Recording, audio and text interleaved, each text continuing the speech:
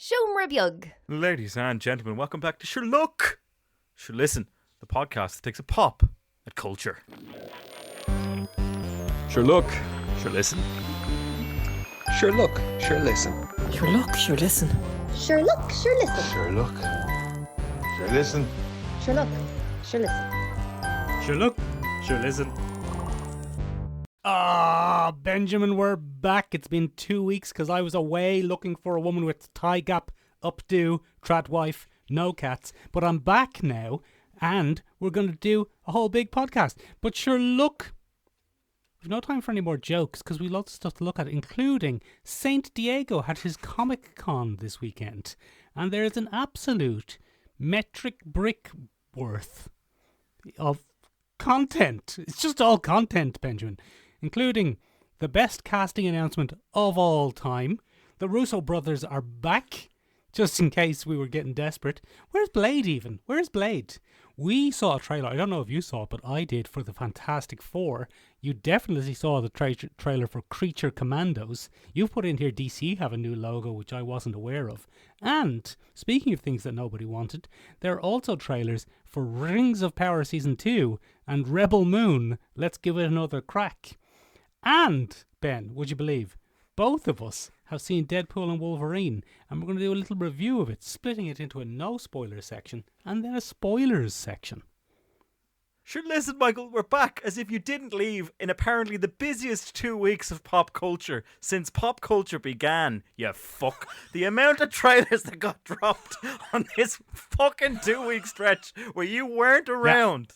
It's fucking bullshit, Great Michael. stuff. I know how to dodge pop culture news, Awful. Benjamin, like nobody's business. Nobody's business. Sure, listen, if it wasn't enough, Michael, we did in fact get to see Wolverine and Deadpool. And it got me scratching my head, Michael. First of all, has Ryan Reynolds actually read any Deadpool comics? Oh yeah, I reckon he has. Secondly, Go on. probably, yeah. Secondly, how did we get here? How has Deadpool become the most successful Marvel property, both in comics and on screen? What's going on, Michael? So that's what we're taking a look at this week. Benjamin, I was abroad for 2 weeks and I went on 2 very long flights, 2 14-hour flights. And because I'm now old and stiff, I couldn't sleep like I used to when I went on long-haul flights. So I watched an absolute shitload of crap films. Would you like to hear my review of almost every film that we have missed over the last year, watched in the most optimal of viewing environments, a long-haul flight? Michael, I would love to hear mixed views from a plane. Very good. Okay, Benjamin, I saw Godzilla vs. Kong, Hidden Empire. Tell you what, rubbish. I also saw Aquaman 2, The Lost Hidden Empire. And I tell you what, fucking rubbish. I also saw Ghostbusters 4, The New Frozen Empire. I tell you what, though, fucking rubbish. And to top it all off, I saw another one, but I can't even remember what it was.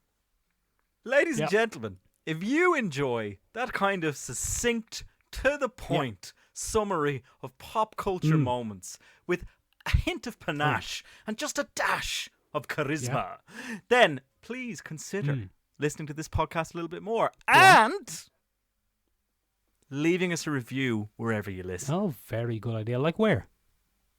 Well, I mean, you could be listening to this on Spotify, ladies and gentlemen, in which case, just go to our podcast page and there'll be a little thing that says rate this show. Give it a fucking click and give us 5 stars. Not 4 stars, though. Go do that. 5 there. stars. Not 4. We'd prefer 5. We'd prefer 5. Nothing's going to happen to you if you choose 4, but we'll be a bit upset. Can't guarantee that nothing will happen, Ben. Benjamin! Saint Diego. That was obvious. Yeah. Just be slightly threatening. I've always found that's a good tack to take in life. Benjamin, Saint Diego You got a podcast? had his famous comic book convention this year.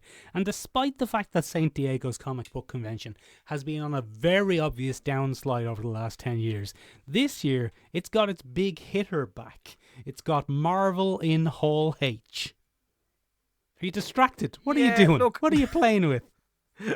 I'm looking for a pen, Michael. Fuck Can't off. find a Leave pen. me alone. It looks like he's just playing with stuff. I have one now. Come on, what are you going to write down? Got the Pilot G2. Are you going to write down a review? Pilot G2 here.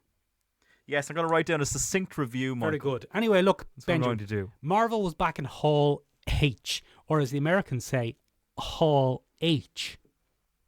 Because they're 'Cause they're sick. sick in the head. They're fucking weirdos. It wasn't... They're not well. No, very upsetting stuff. It wasn't a huge slate of announcement. This wasn't a 2016 level, here's the next 10 years of Marvel stuff, and most of it's actually going to happen. They announced 3 or 4 things, most of which aren't going to happen.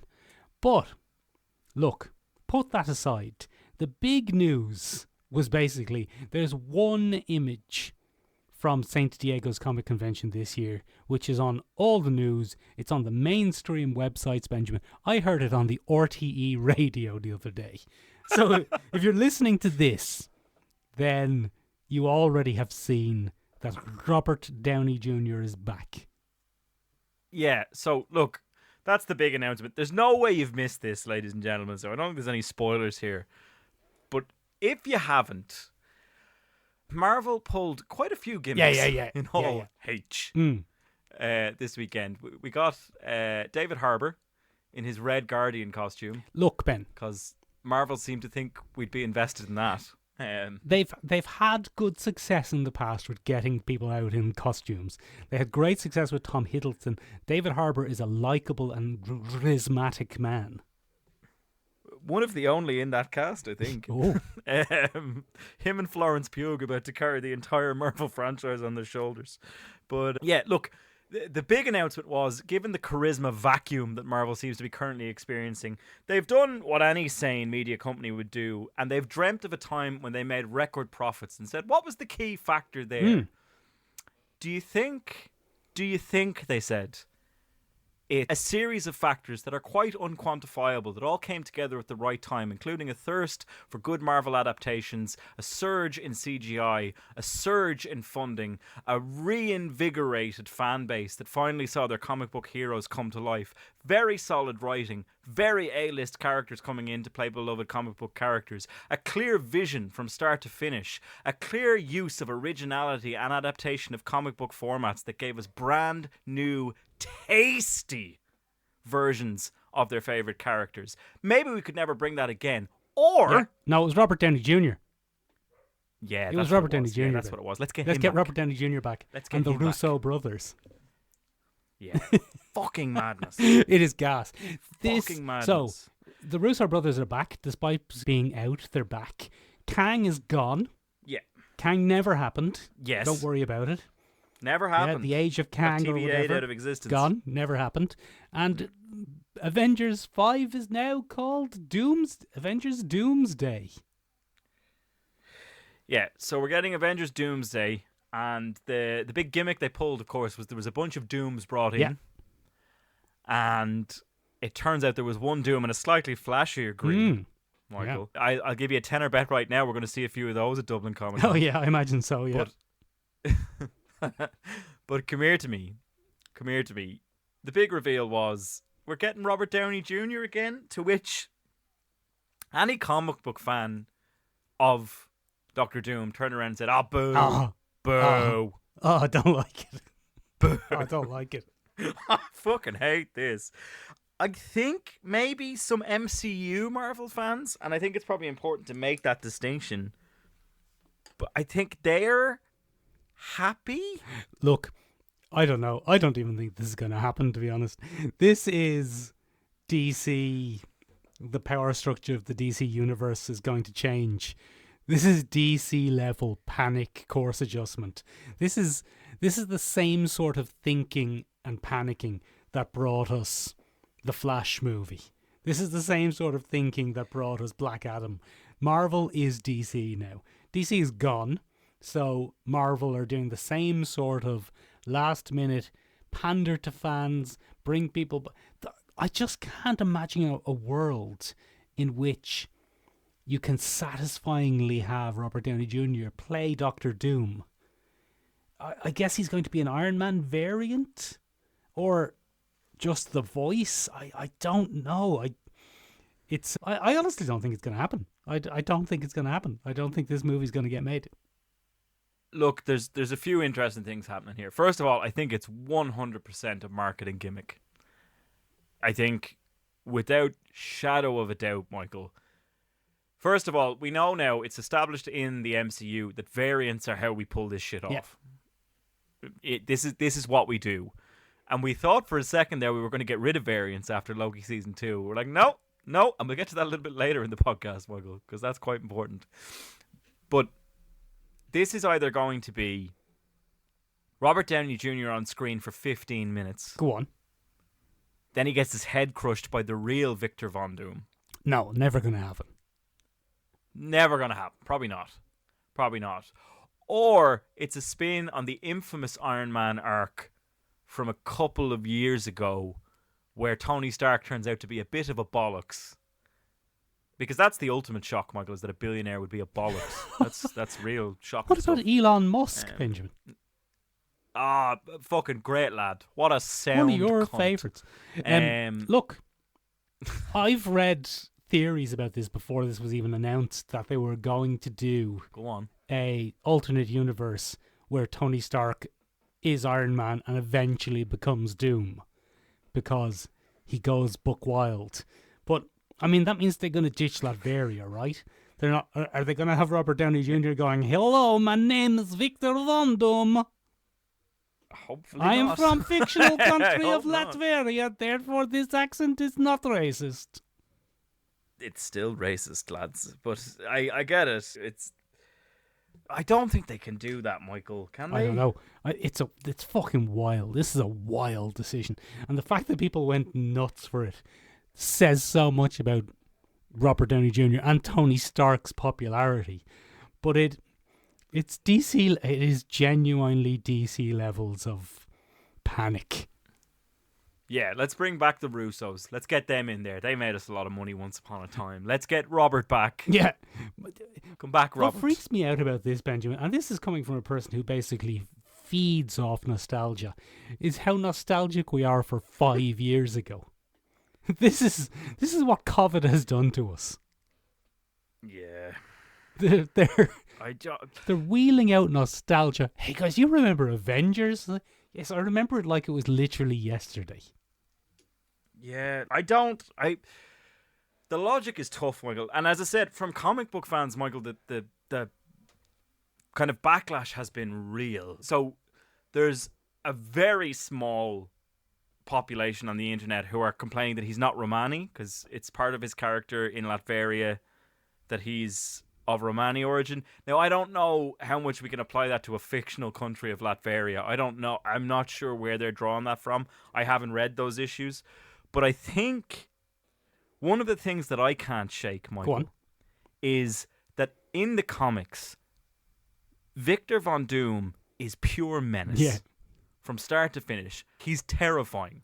He's honestly the worst possible thing you could do. Oh shit, Kang is here. Oh, we'll manage. Oh fuck, Thanos is here, but we'll scrape by. Oh bollocks, it's Doom. No. Oh, never mind. No. I give up. I'm going home. Oh. It's fucking bananas that this has happened. And I don't think I can see past Tony Stark. And I don't want a quippy Doom. That's not what It's I fucking want. bonkers. Now, I'm sure Robert Downey Jr. is capable of acting not as Tony Stark. I'm sure.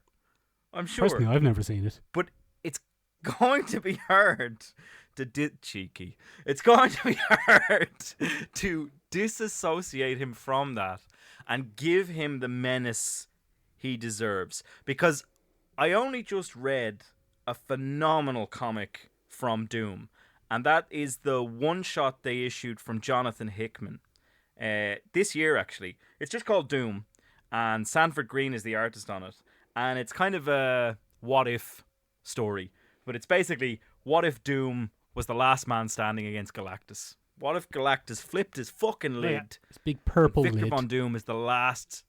Yeah, flipped his big purple lid, and Galactus was the last... and Doctor Doom was the last man standing on the hill with his fucking dukes up.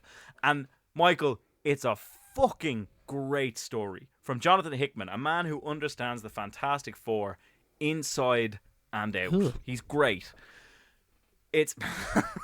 Anyway, in that story, Victor Von Doom is a man of pure ego, resilience, and rage. And it's a perfect encapsulation of the character. Anytime I read a bit of Doom, I remember the 90s Mike Mignola gig where he teams up with Stephen Strange and they start to introduce the mystical elements to Doctor Doom's character. He's always a fucking bastard. I remember reading the run in 1998 where Victor Von Doom, and spoilers for a comic book that came out fucking 30 odd years ago at this point. I'm terrible at maths, Michael. When did that come out? 28 years ago. I don't know. Thank you. Thank you. No, I wasn't listening to the knows? date you said. That was a stab in the dark. But in 1998, Michael, 1998. Oh, yeah. Okay, go on. 26 years ago. But Michael, in that comic book, he sacrifices the love of his life to gain more power. He woos her, lets her back into his heart, so that it hurts all the more when he has to sacrifice her, because he has to give up his true heart's desire to make the Faustian pact that'll give him arcane mystical abilities. Michael, what a prick! Thanos did that, Ben, in Infinity War. I does it all the time. They do it all the time, Michael. It's comics. Comics, they're always at it. Look, Benjamin, it's not going to happen, so don't worry about it. I think Doom is one of the hardest characters to cast in all of comics. It's an incredibly difficult role to not be hammy, to be intimidating, to be a manifestation of willpower and spite, and yet still be regal and imposing and intimidating. It's an incredible character to try and portray, and to pick one of the aspects of him to focus on. Thankless. Anyway, it's not going to happen. Benjamin, speaking of things not happening, though, conspicuous by his absence in the whole thing was Blade. Michael, it's all over. Blade's never going to happen. It's all done. It's not going to happen. Blade's never going to happen. What's it now? 3 directors? 3 or 4 directors. Marshall Ali is well into his 50s at this stage. By the time this gets... He's left it, I think. There's a strong rumour he's gone. Yeah, it's not going to happen. Blade's not going to happen. But sadly, what is going to happen, though, is the Fantastic Four, because we had a trailer. Did you see it? I saw bits of it. It's the science fair based thing. Reed Richards is his own kind of Mr. Rogers style science Yeah, show. exactly. So it's set in a kind of Jetsons-esque 1960s retro future. Yeah. So they're really fully committing to this concept of them being from an alternate dimension. This is not in the main MCU. Yeah, sure. It starts with Reed Richards explaining the concept of parallel dimensions. Yeah, because we're all just thrilled to have more films about fucking parallel dimensions.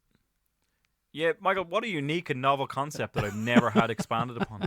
It's wow, and it's been so successful, Michael. Yeah. You know, it's really gone down well. Yeah, with the crowd has loved it. That's my favorite. The crowd they've loved every single one of them. Yeah. But sure, look, cast is great.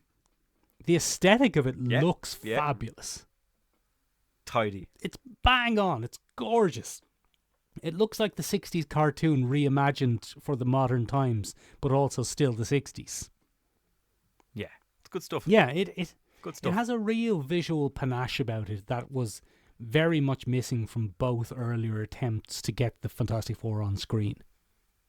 I like that they're embracing the quintessentially kitsch nuclear family element of the Fantastic Four. Good for them. Yeah. Good for them. Yeah. Maybe the fresh start we all need. Michael, do you know what? If they just set this in an alternate universe and kicked off all over again, the fucking Big Bang from the original Marvel family, I'd go for that, Ben. Sign me up. I would go for that. I would be much more excited about this film if it is entirely a standalone and they just go from the beginning with this, than if they get transported into the main MCU at some point. Michael, I would eat that for breakfast, lunch, and dinner. Absolutely delicious. Num, num, num, num, num. Put it on the plate. Just give it to me. Put it in my mouth. Benjamin, speaking though of things that you want put in your mouth, we had James Gunn's Creature Commandos got a trailer. Pretty much the only bit of news or excitement from DC from the entirety of St. Diego's Comic Con. Oh no, Michael, we got a Penguin trailer. Huh? Oh, was there a trailer for the Penguin? Everybody cares about that, don't they? Yeah, there was a trailer for the Penguin. Didn't see it. Turns out Carmen Falcone had a daughter called Sophia. It's the woman who plays the mother from How I Met Your Mother. And the reaction hasn't been great, Michael. People are bashing it left, right, and centre. It's not fantastic. Benjamin, but we did get a trailer for the animated series Creature Commandos. I thought it was a movie. Is it a series? I thought it was a movie. Oh, it could be a movie. I think it's a movie from James Gunn, Benjamin. It's the first in James Gunn's new DCU, I think. I don't know. Who the fuck knows? Who fucking knows, Michael? He's all I have Yeah. seen of this new world is a couple of behind the scenes shots in fucking for the Superman movie, which actually looks fun, but we'll see. We'll have to wait and see. And James Gunn consistently putting out videos saying we're changing everything in the DCU, and we're like, are you? Yeah. Have you? Yeah. Is that what's happening? What do you mean?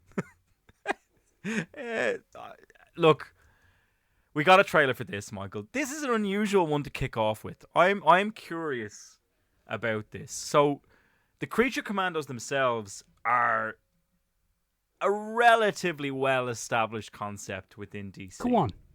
They're only around since the 1980s. They kind of ride the crest of that bizarre British invasion of comic books that gave us the likes of the Doom Patrol or the Invisibles. You know, those reimaginings from the likes of Grant Morrison. The weird experimental comic book age of DC when it used to be good. And then, you know, well, I don't know if that's true, Michael. I don't know if it was ever good, but we'll get into that another time. So they made their debut in Weird War Tales number 93 from 1980. And they're a little bit like Nick Fury's Howling Commandos, which is their counterpart in the Marvel Universe. But they are a non-human special ops team. That's what Suicide they do. Squad with monsters. Suicide Squad with monsters, Michael. Now, they've really taken that tact with this trailer, but originally they were a World War II commando team made up of the Universal monsters. Oh, a Dracula. So it's a Dracula, a Wolfman, a Frankenstein's monster. A mummy. Would there be a mummy?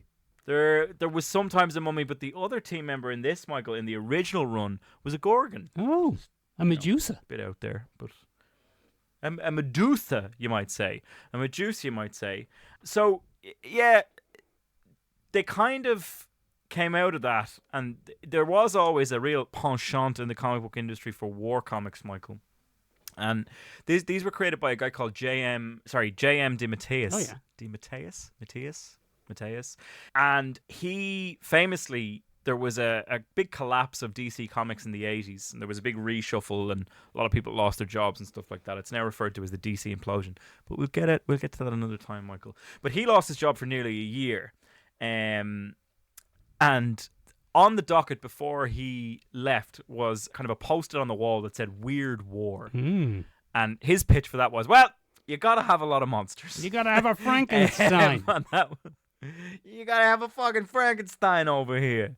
And so he went after a year. He had been thinking about this while he was out of work. And he went to Len Wein, the editor at the time, with the Creature Commandos, and he made the pitch, and Len Wein said, "That's so silly, it will work. Let's do it." And it was silly, and nothing came of it, and the book died anyway. Hooray! It was awful. It collapsed. They couldn't survive, and it was cancelled in 1983. So it really didn't do well. It's only a handful of issues, but the idea for it really fucking stuck around, and it's kind of been rebirthed every once in a while with a new concept. And, you know, whenever we bring out a Justice League Dark or something like that, you're almost guaranteed that the Creature Commandos will make an appearance at some point. It doesn't look like a lot of that has changed, Michael. The cast of this is all James Gunn's pals. I'm fairly certain they're going to get done for Monopoly at some point if they keep letting them do that.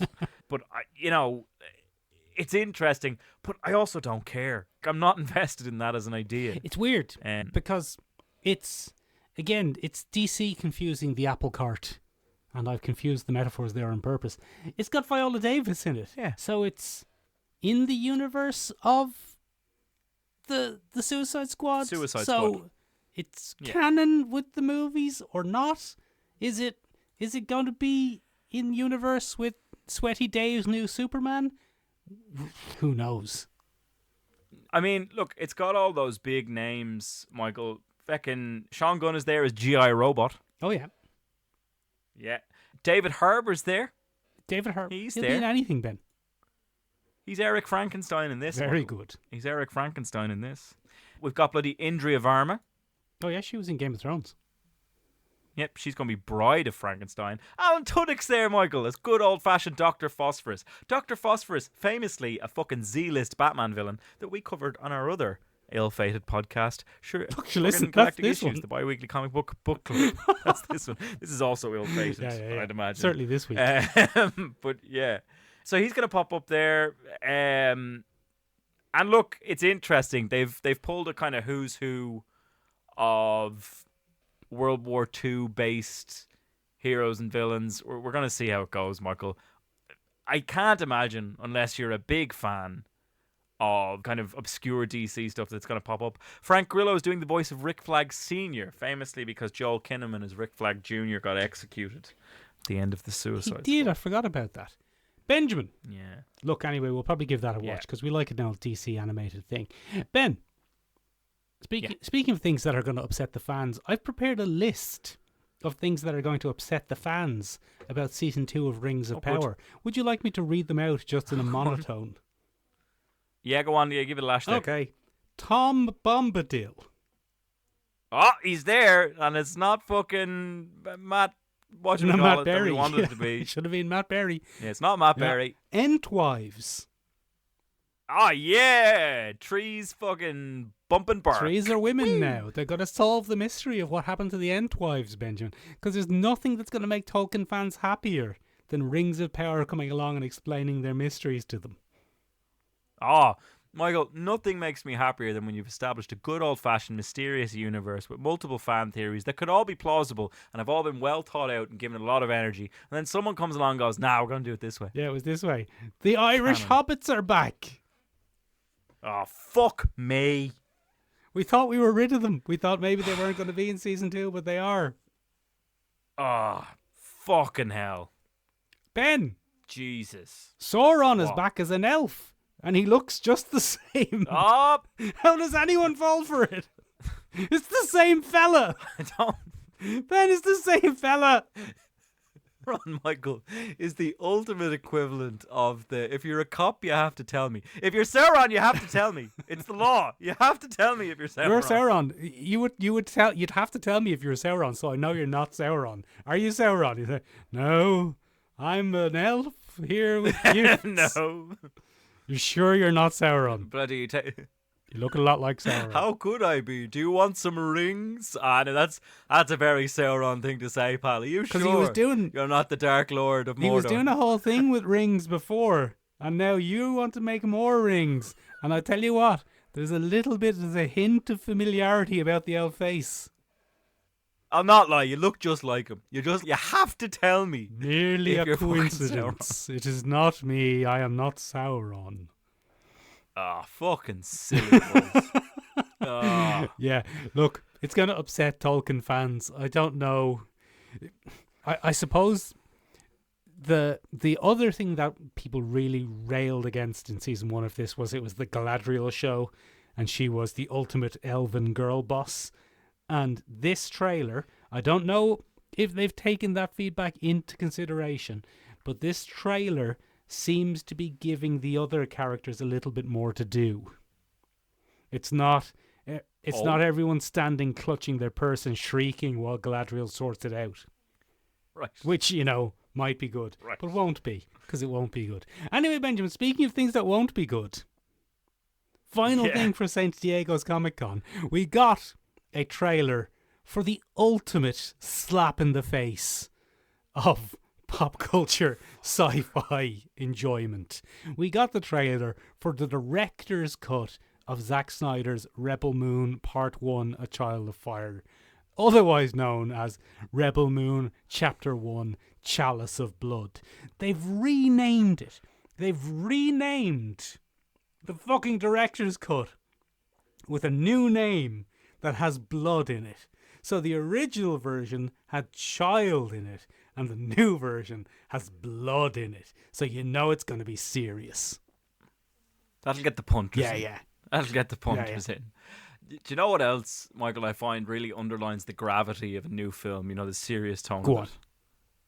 If you're to get, say, a real working class folk music band from, I don't know, Dublin. Go on. To do a moody gothic Sinead O'Connor-esque kind of folk song with an echoey backdrop called Go Dig My Grave. That'd be a good way to really underline how serious it is. Definitely. Benjamin, they're up. Fucking Lankum, Michael. It's fucking Lankum from Dublin. Mad. Who did the soundtrack for this one. Absolute mad shit. They might as well have called it Rebel Moon Part 1 Blood and Tits. Why didn't they just call it that? At least people would have watched that. I mean, look, we probably would have. It probably would have given us a better chance of going to see it. Fuck me, Michael. Who cares? It's not good. No. This isn't even our usual speculative shite around Zack Snyder. We've seen this. It's bad. Yeah, it's bad. Now, the thing is, the trailer seems to be 50% new footage, and the new footage is wildly different, including a giant AI lady thing. Yeah, look, I mean, obviously we're just going to be told, Michael, that we have to watch it to find out, you know, and that's the mystery of it. But yeah, she looks a bit like Groot. Maybe that's what happened to the Entwives, Michael. Maybe they went into space. Maybe the Entwives went into space and became Groot. And became weird AIs. Oh, weird AIs. Yeah, that's what I meant. Michael, I cannot think of anything I care less about than this. Ben, very strange. Sadly, I am definitely going to watch both of these. I know you are. Balls deep into the fiasco that is Rebel Moon at this stage. And of all the things we've talked about today, I think this is the one I'm most excited about. I think I have more interested in seeing what a 4-hour cut of Rebel Moon, A Child of Fire with blood and tits is going to look like. I'm more interested in that than Robert Downey Jr. as Dr. Doom. Yeah, that's why they call you Mick. Oh, there's a car crash. Where's my popcorn? Yeah, Leonard? That's what they call you. I'm like James Spader from the film. That's what they call you that. Stargate. That's the film that he does that in. Yeah, that's it. Very good. Michael, speaking of things that might have been a car crash, you and I have both seen a fucking movie. How rare. How rare and exciting, Benjamin. We saw Deadpool and Wolverine, Benjamin. I tell you what, things are looking good for Marvel Disney Fox. This is interesting, isn't it? Right, so ladies and gentlemen, very, very important. We've actually seen a film fucking relatively close to the release date, which for us is lately fucking great. Yeah, the gangbuster stuff. We've had a bad run of it. Did you see Twisters while I was away? No, I didn't. No, I didn't think you would have, to be honest. No, I didn't. I'm surprised I've seen this. This is a shock to me. But come here to me. We're going to do this in 2 parts, Michael. It's going to be down below in the description. We're going to do the Wolverine and Deadpool no spoilers review. Or very mild seen spoilers, it yet. at least. Or very mild spoilers. Just a dash of spoilers over the top. And then, ladies and gentlemen, we're going to do a full spoilers review. And you can skip that at the time description down below. But before you listen to our review, ladies and gentlemen, I know you heard me at the start of the episode, but why don't you, if you've made it this far, give us a review wherever you listen. Go on. Go on. We'll wait.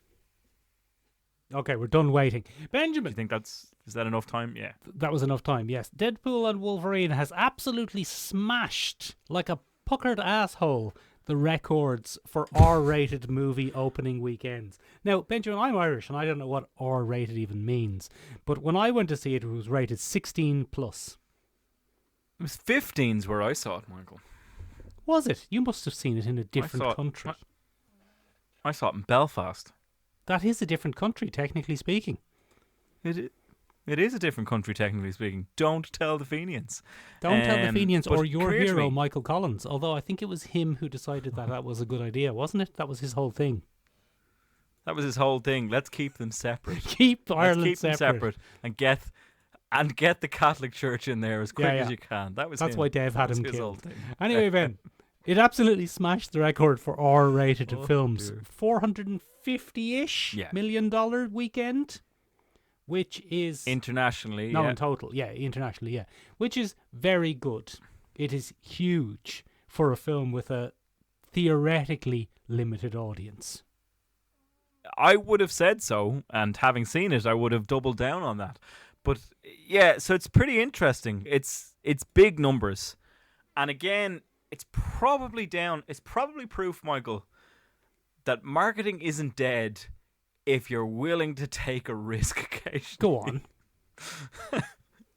Because I do think, of all that can be said about the Deadpool films, they really fucking smash their marketing leading up to things. They get it. I think the Hugh Jackman, Ryan Reynolds PR train has been a bit of fun to watch. From the very first announcement where, you know, Ryan Reynolds is sitting on the couch and he calls Hugh over. They had us. They got us. The fuckers Got us there and Michael. then. Got us there and then. I knew I was seeing this film one way or the other if that was the case. Actors, and I was in. Benjamin, the actors in superhero films haven't seemed to be enjoying them for the last 7 or 8 years.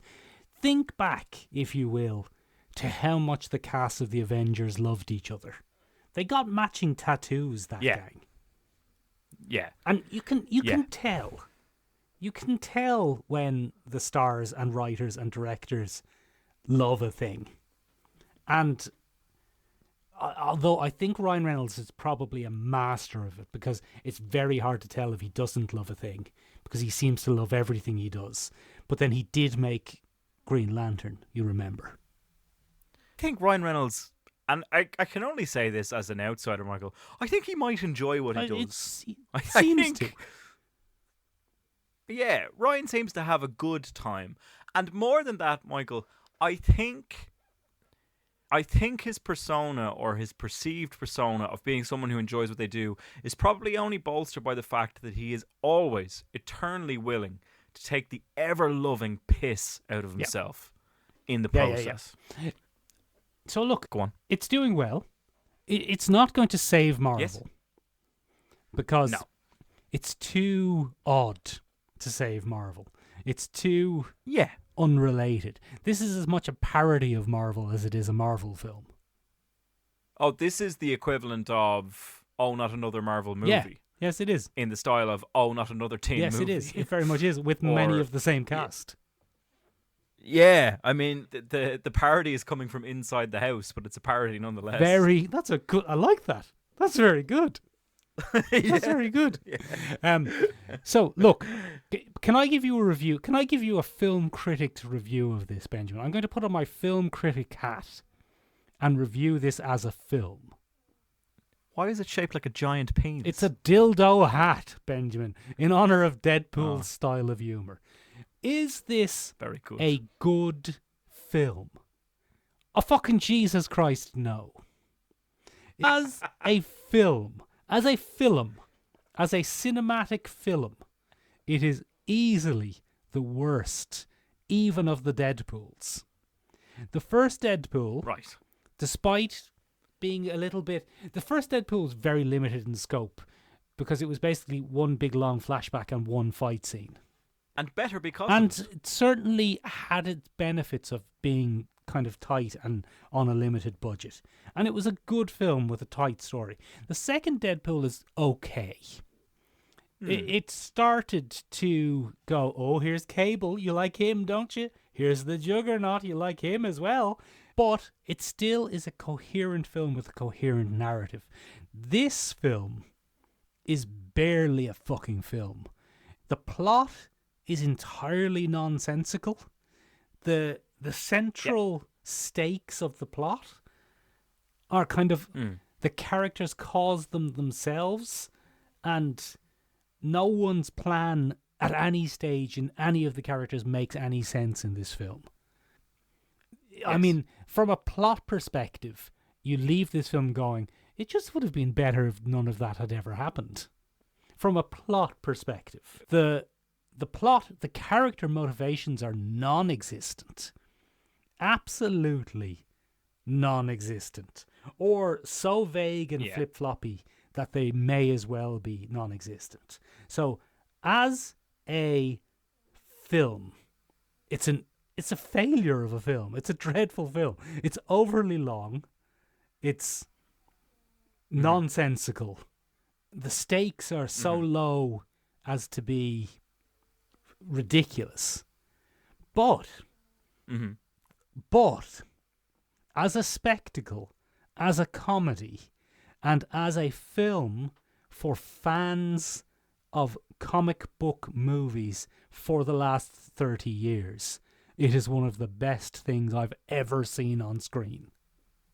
Unparalleled, Michael. An entertainment fuckfest from start to finish. I loved it. Yeah, I had a fucking great time. My brain was analysing it at the time going, "Oh, this whole plot doesn't need to happen.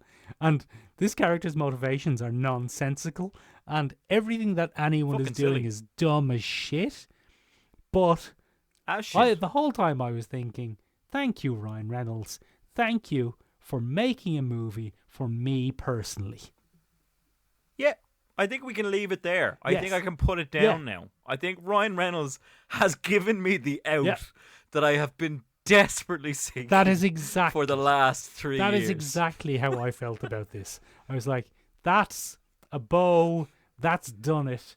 The last couple of years, some bits of Marvel, Spider-Man No Way Home, the kind of the Illuminati scene from Doctor Strange and the Multiverse of Madness, all of those things felt to me like, all right, we're going to go a bit wild and wacky and start wrapping this stuff up. And this was the cherry on top of that.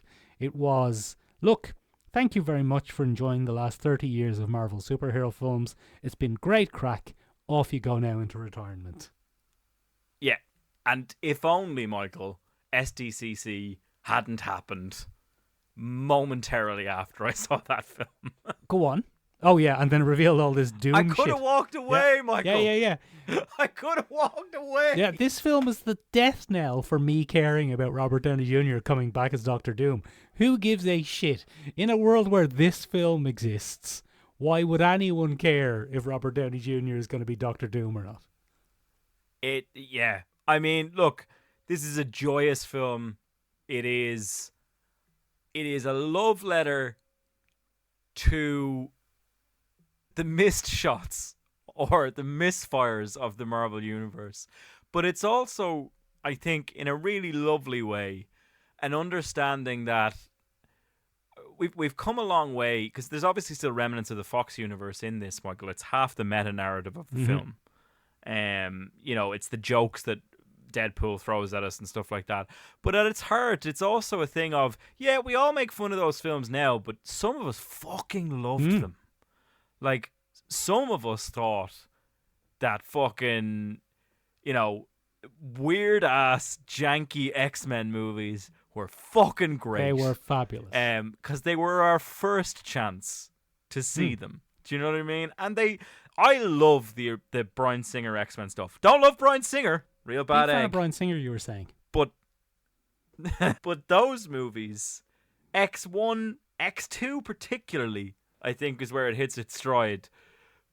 And X3 maybe. Yeah, it's kind of rubbish. I don't know about that one. But 1 and 2, chef's kiss. Fucking... So I love First Class. Chef's kiss. Great X-Men movie. Give me more. So, Ben, the question I had leaving this was, because that movie, and Benjamin, famously, I am the person who has seen every bit of Marvel content ever produced except the last 3 episodes of Echo, which even I couldn't stomach. But because this film felt so much like it was personally made for me, it felt like every single joke, Ryan Reynolds looked at me and went, "There you go now, Mick. Do you enjoy that little joke?" And I went, "I did, thank you, Mr. Reynolds. That was lovely." Thank you, Mr. Reynolds. I'll have 14. I was left thinking, how good is it if you're not as deep in as I am? It's borderline unwatchable if you don't have context. And I don't mean that. This is not a film for new audiences. No. It's not a film for newbies. And it's not a film for non-comic book fans. It's not an MCU fan film. And it's interesting from that point of view. It is for the fucking gutter panel fans who've read from day one in Deadpool terms, and it's for the mix. Yeah. Who've sat in their chairs and gone, this is great, this is great, this is great, this is all right, this is all right, this is all, this isn't it's not as great, good this as- isn't oh, great, no. this isn't great. Ben, And it's like you it's- can, again, without getting too much into spoilers, on reflection, it's really 3 love letters in one go. It's a love letter Go on. to, first of all, the X-Men. The X-Men movies, the X-Men comics. It's just jam-packed with X-Men stuff. Then Big it's a time. love letter to that late 90s to 2008 generation of superhero films when they were throwing stuff at the wall and seeing what stuck. It's a love letter to that era of comic book movies. And then finally, Absolutely. and actually it more or less happens in this order in the movie without going into spoilers, it's also a bit of a love letter to hardcore Deadpool fans. Oh, 100%. I think, yeah. Look, from that point of view, I mean, it's so interesting. There's some real deep cuts here from Deadpool's published history. There's some weird, especially towards the end of the film. No spoilers, but there's some deep cuts going on here that you'd only get if you were a hardcore Deadpool fan. Yeah, if exactly. you were working your way through it. Yeah, because again, without spoiling this too much, it really is. Act 1 of the movie is about the X-Men. Act 2 of the movie is about that era of comic book movies, and Act 3 is about Deadpool. 100%. Benjamin, look, we're teetering dangerously close to spoilers, so I would say it's very much worth a bloody watch. Go and give it a bloody watch, especially if you're listening to this podcast. If you're listening to this podcast, this is a movie that has been made specifically for you. Yeah, off you go. Go on, we'll wait. Right. Okay. Spoilers. Right. Bloody big old Where do we spoilers! Where do we fucking start, man? Where do we start on spoilers? Michael, this is a giant cameo of a film. Oh, so This is a giant every cameo. other... The only film that has been made with this many superheroes in it is Avengers Endgame. This is that level of cameos, fan service, returning characters. It is absolutely fucking incredible. I could not fathom some of the cameos we got in this fucking film, Michael. Right. My look, brain just... let's whiz through them. Let's talk them through, because we have to talk about them. The first one, and Yeah. I think kind of the one that really sets the tone for what's going to be happening is Chris Evans. Ah, Michael, fabulous. I was so convinced that I had this figured out. Didn't see the rug pull. The rug pull was num. Did num, they num, get you? num, num. That is incredible. They got me. I've just so associated young Christopher Evans with Captain America that I can't untether him. But of course, Michael, he's Johnny Storm. Of course he is. And Benjamin, they played with your expectations in the film beautifully by showing quite a lot of Captain America at the start and having Deadpool fanboy over him and salute the flag and all the rest. So They primed me, Michael. They primed me. absolutely primed you. How did your cinema react to Flame On? Flame On was fucking hilarious. There was a good old round of no way, which I enjoyed. I thought it was fabulous stuff. Of course, we'd all forgotten about it, Michael. We'd all maybe blocked it out. Jessica Alba doesn't even have a career anymore. But, you know, it was such an interesting pull because they give him a superhero landing. You know, they do all the stuff, and then all of a sudden it's Flame On. And my favorite bit, Michael, and the thing that really aligned this with Deadpool for me is it just doesn't work. Pyro's there, and he's just nope. But Absolutely But also, not. Johnny Storm is an idiot. And Johnny Storm in those movies was portrayed as an impetuous idiot. So it kind of makes sense that he tries to use his powers against literally the worst person to do that to. Yeah, cop. Zero cop, as we say. Absolute Like, muppet. just So a muppet. But very enjoyable. One of the things that slightly took me out of it and was a little bit disappointing was the inconsistency of the villain cameos. So obviously they got Tyler Mane back as Sabretooth. They got Aaron Ashmore's rival, whose real name I've forgotten, back as Pyro. So they were the original cast. They didn't get Vinnie Jones as Juggernaut. They got a kind of look-alike. Who was Just that, some Michael? guy. Who the fuck Just was some fella. They got some fella as Juggernaut. They got some woman as Didn't Lady love that. Deathstrike. I can't imagine Kelly Hugh Yeah. would be that expensive. They didn't get Kevin Nash as the Russian. They just got some fella. Who was the Russian? I couldn't figure out who that was supposed to The be. Russian is Michael, or a what it was Punisher villain. He wears a red and white stripy From. Oh, top. get out of town! Yeah. He accidentally... Get out of town! Thomas Jane, Punisher, stabbed Kevin Nash for real in a fight scene they were filming. Oops a daisy. I don't think Toad was Ray Park, and I don't think the red teleporting guy was Jason Fleming. But That definitely wasn't Jason Fleming. you can kind of get away with it on those characters because they don't look like they're actors. But yeah, it was a little bit disappointing then. The problem with scoring such incredible cameos is the ones they didn't get really were jarring. Yeah, because they do. Tyler Mane is pretty interesting. I think we pretty much called that, Michael, a 5 second fight. Yeah, and not terribly unsatisfying. I- I was happy enough with it. Oh no, it was grand, tidy, bang tidy, good work. One of my favorite things that segues me into this, Michael, I suppose, as a fan service movie. Fucking beautiful use of Wolverine. Yeah. Fucking. I would watch that man, as the film says, for 90 more years as Wolverine. It fucking. Yes. I think that this was the best Wolverine we've had on screen. Now, his Ever, backstory yes. was very vague. The X-Men were killed and he got revenge. Doesn't matter. Yeah. It was probably the best Wolverine we've had on screen. Speaking, though, of that, Benjamin, part 1 of the movie, the Wolverine cameos sequence, was just incredible X-Men comic book fan service. We got them all. We got them all. Short King comic accurate Wolverine was absolutely fantastic.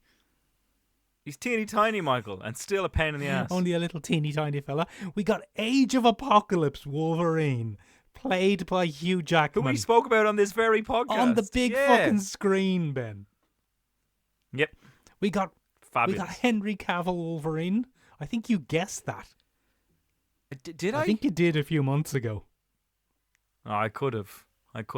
He was being thrown around a lot for the role at the time, so I think that's probably because those rumors have died down. So I felt that cameo kind of missed because I would have preferred to see Daniel Radcliffe fixing a bike or something. Yeah. Do you know what I mean? But it doesn't matter. It was good. It was nice. Ryan Reynolds makes that scene, and Henry Cavill makes that scene because he doesn't say much. And he reloads his guns. He's just like.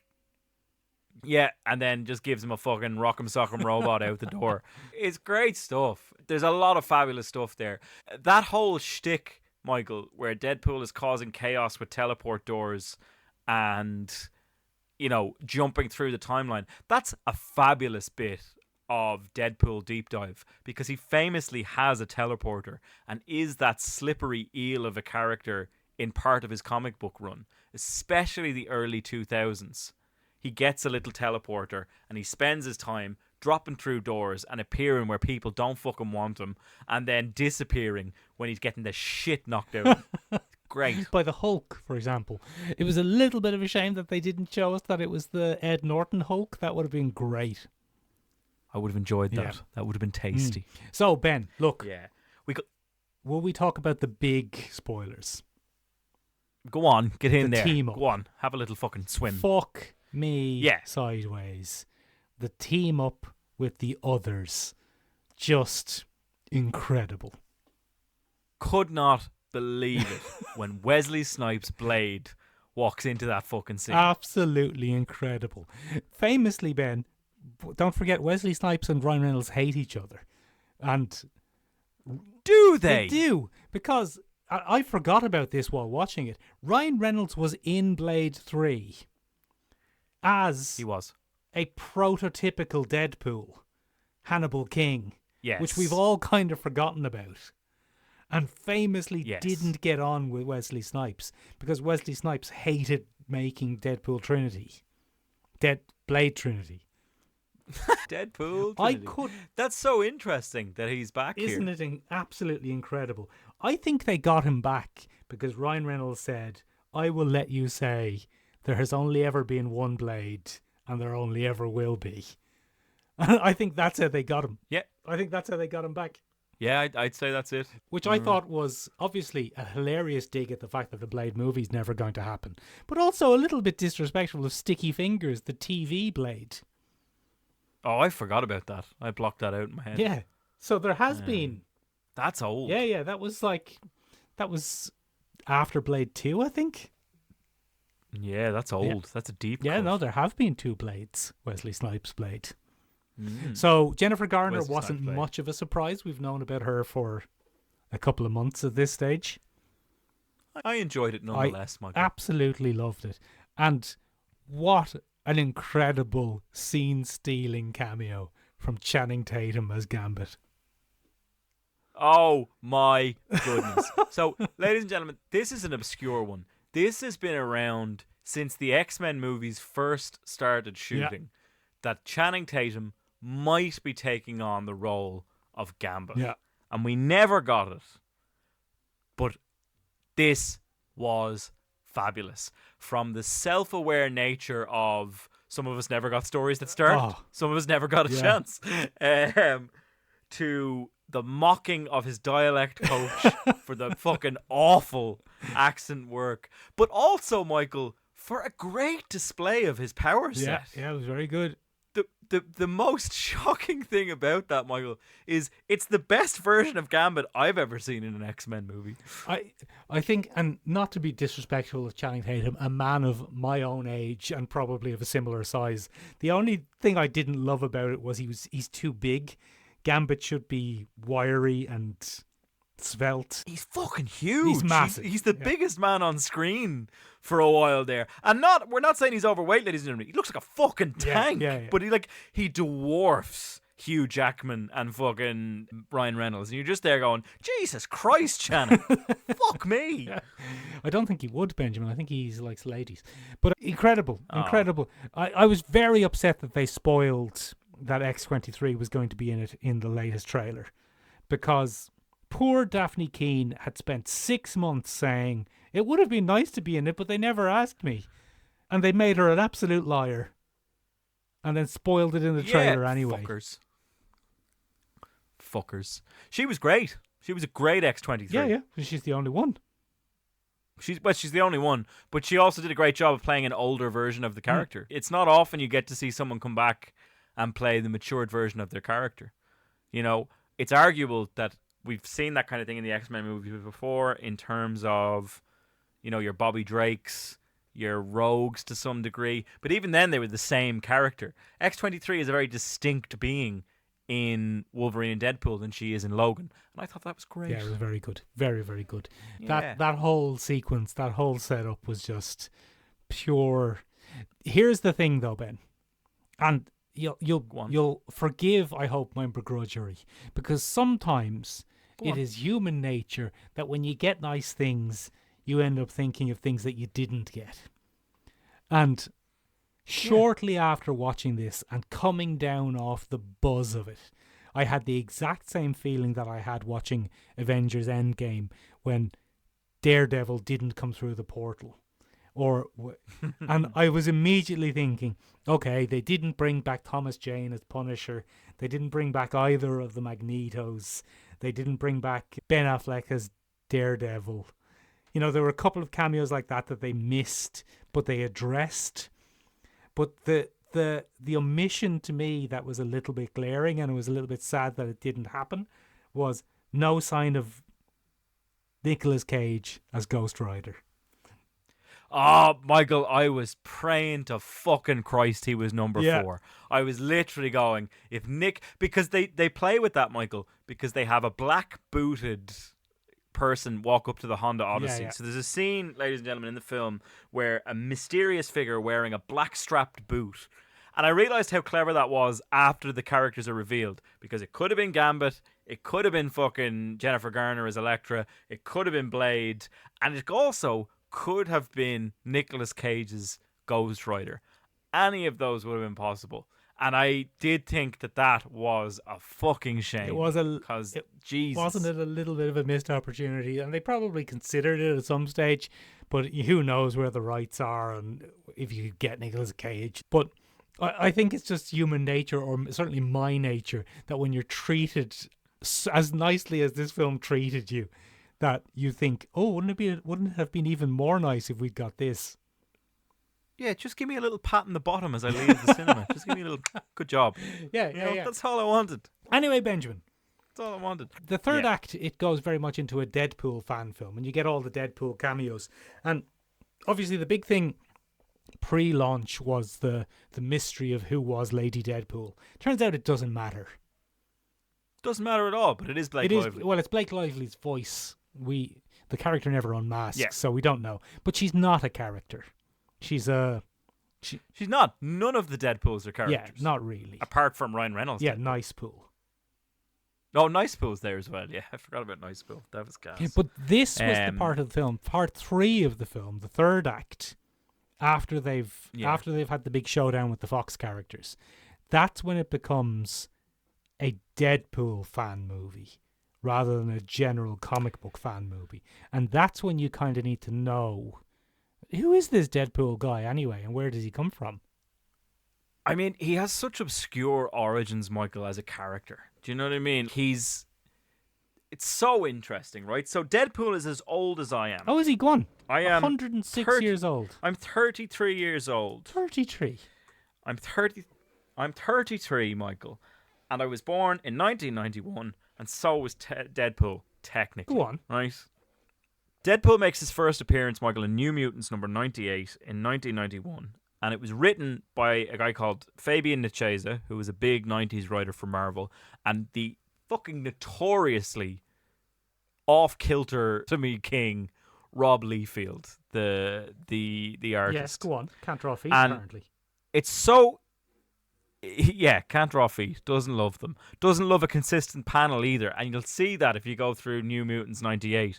Sometimes Deadpool has sword strapped to his back. Sometimes he doesn't, in a single fucking page of panels as he's been thrown around. It's gas. Anyway, such an interesting character. But he's a fucking villain of the week at the beginning, Michael. He is not of any import whatsoever. He is set up to be an antagonist for none other than Cable, Nathan Summers, in the New Mutants. Oh, go on. And this is where a lot of the lore that eventually finds its way into Deadpool 1 especially comes from. Because we are first introduced to Vanessa in this, who is a superpowered being known as Copycat.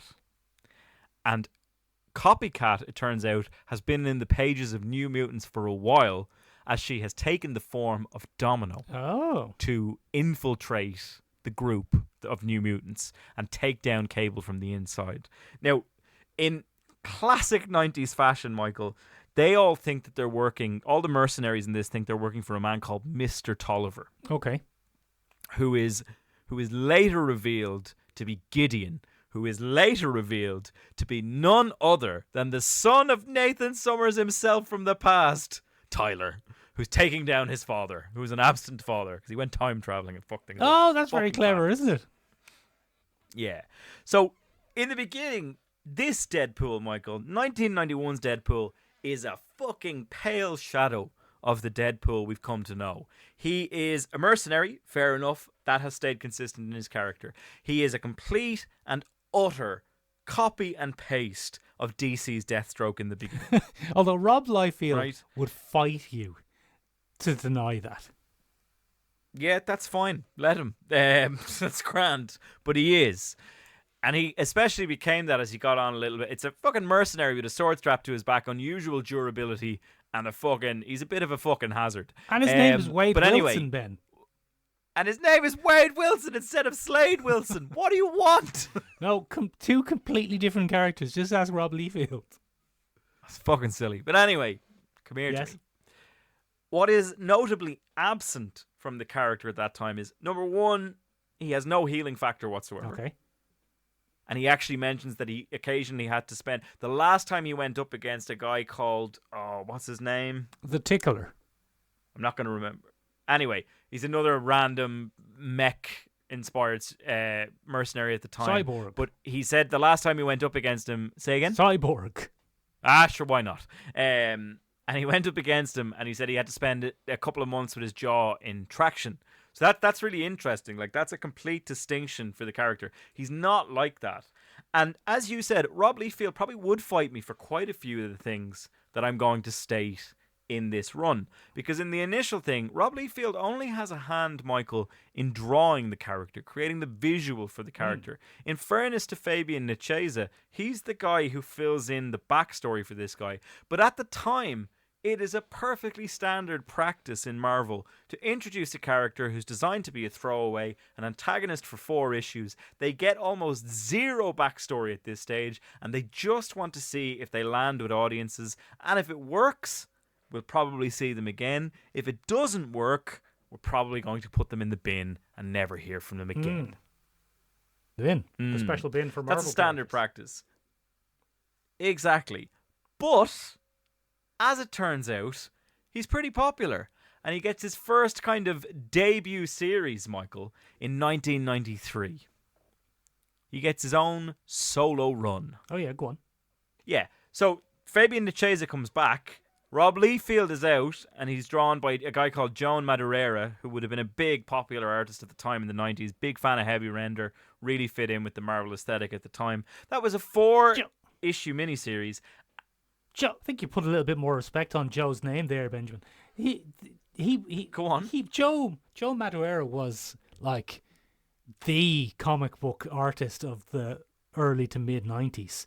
He was kind of almost single-handedly, not single-handedly, but almost single-handedly responsible for the kind of mangaization of 90s American comics. He was a huge artist.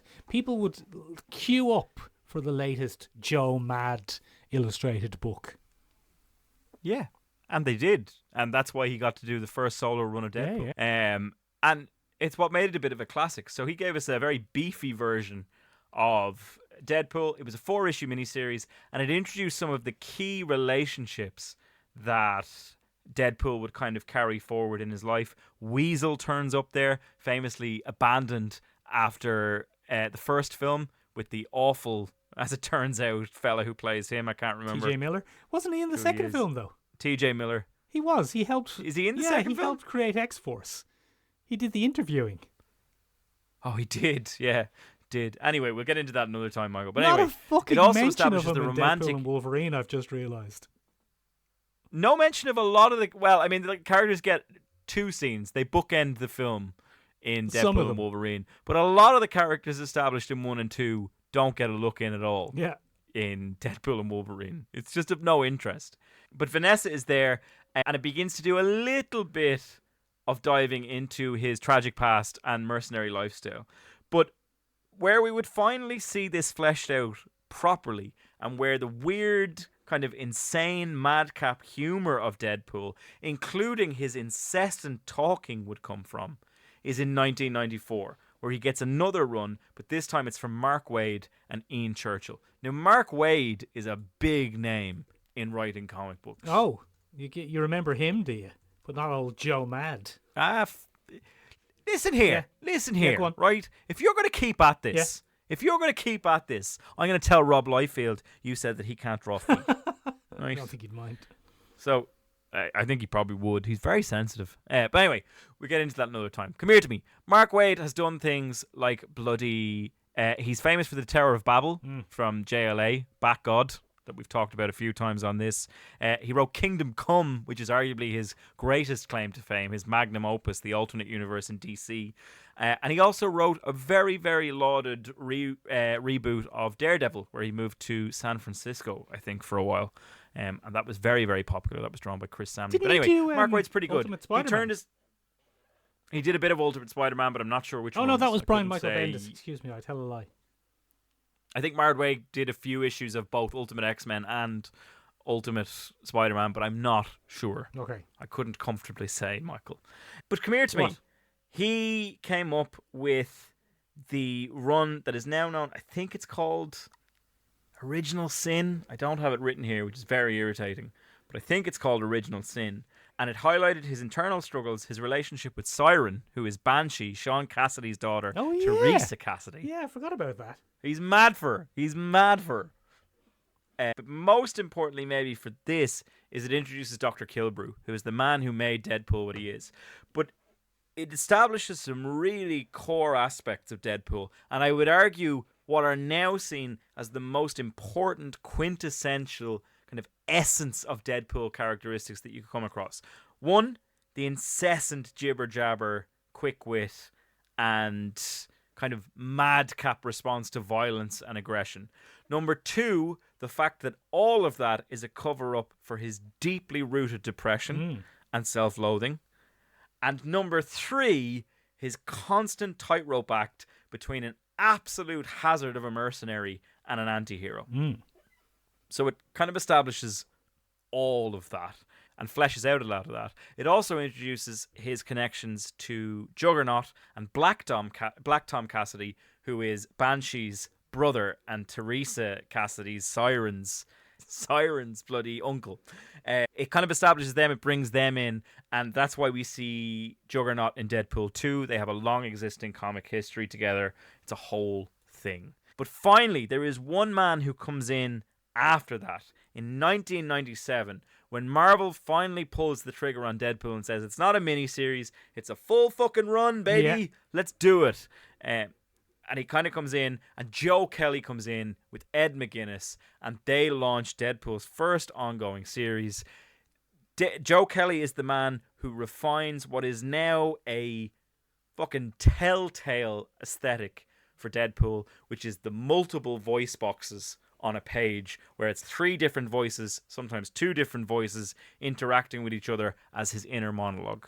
And him with his big yellow speech bubbles and things like that. An absolutely insane addressing of the fourth wall.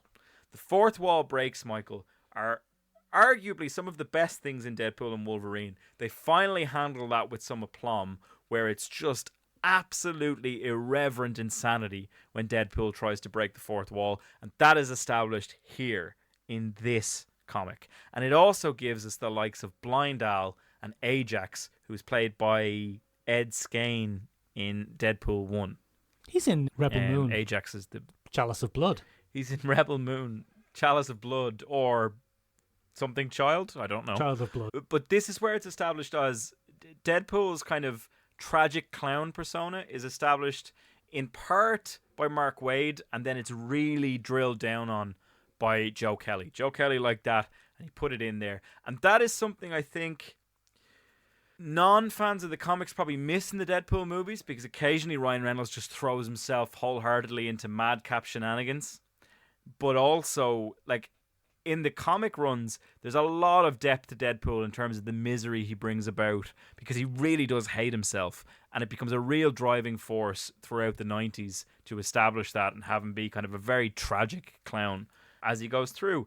And that breaking of the fourth wall becomes habitual. The comic book itself is phenomenal. It's brightly coloured. It's beautifully... Ed McGuinness has a beautiful style. It's like quintessential comic book. Really strong lines. Really graphic, exaggerated anatomy. Really chaotic colours. They're a lot of fun to read.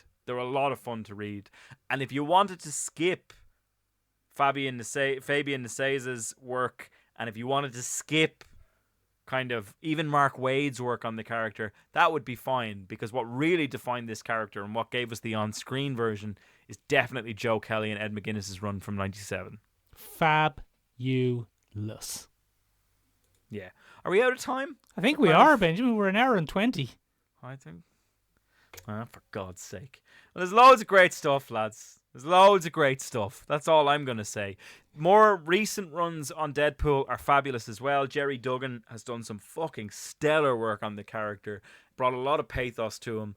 given him motivations outside of being kind of self-loathing and depressed, gave him goals to work towards. So Jerry Duggan's done some great work on that as well from 2011 onwards. But fucking fabulous stuff. He is Marvel's fucking premier masked hero at this point. He is people Marvel's fucking Jesus. love Deadpool, and he's Marvel's Jesus. That's just how it works. Ladies and gentlemen, we are podcasting's Jesus. To Jesus I. To Jesus. And we have a podcast that you've been listening to, and if you've made it this far, first of all, may the Lord have mercy on your soul, and second of all, leave us a review wherever you listen. You've probably liked it. If you've left it on. Or you've made it fallen this- asleep. Unless are you hate listening to us right now? That's fine. Are we really grinding your gears? That's fine, though. Have we really pissed you off? Have we? Oh, Leave us a review. Oh, fabulous. Fabulous stuff. Leave us a review wherever you listen. Come here to me, ladies and gentlemen. Next week, we'll be taking a look at a very important question. Oh. Is there anywhere nice to live in the Warhammer 40k universe? Anywhere at all? Are we talking about Warhammer that next isn't week? a fucking... Oh, that's one of my areas. Yeah. Is there anywhere that isn't fucking miserable from start to finish? Ladies and gentlemen, you may be seeing a slight inverting of our classic series of trailers, reviews leading up to the main topic, and we might just hit you in the face with the main topic next Benjamin's week. taking Who a knows? notion, everyone. Who knows? Let's see how that goes. There's a notion on the notion, and we're going to see how it goes.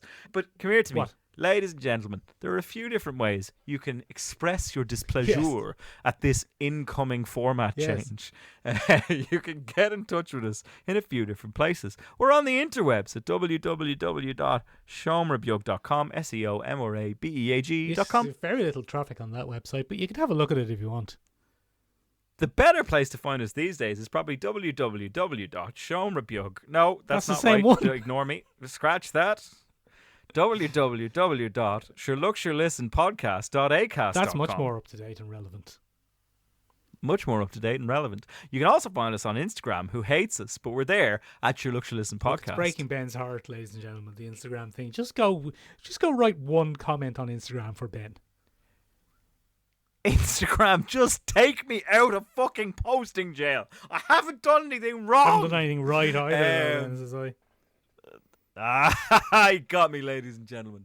But come here to me, ladies and gentlemen. The best place to keep in touch with us and to get in touch with us all over the place is probably on our TikTok. We've got a growing community there. We still have growing community there, even though we just took a 2-week break. People love us over there. You can find us at Sure Look Sure Listen up on TikTok. But as I said, there are other ways to get in touch with us, and the best way to be part of our community is to hop down there on that Discord. Hop down on it.